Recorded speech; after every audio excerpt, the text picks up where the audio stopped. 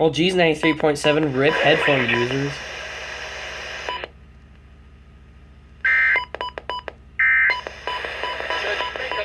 Same for that station. Rip headphone users, man. Rip headphone users. Because they're terrible sound qualities.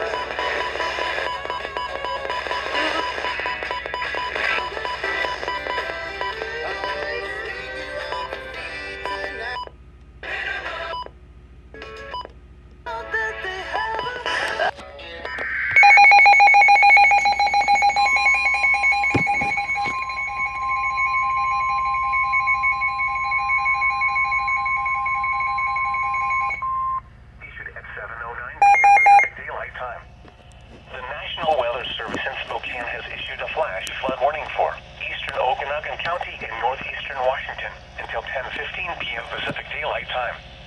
At 7:07 p.m. Pacific Daylight Time, Doppler radar indicated a thunderstorm producing heavy rain across the Okanagan complex. Flash flooding is expected to begin shortly. Some locations that will experience flooding include Riverside and Tenerife,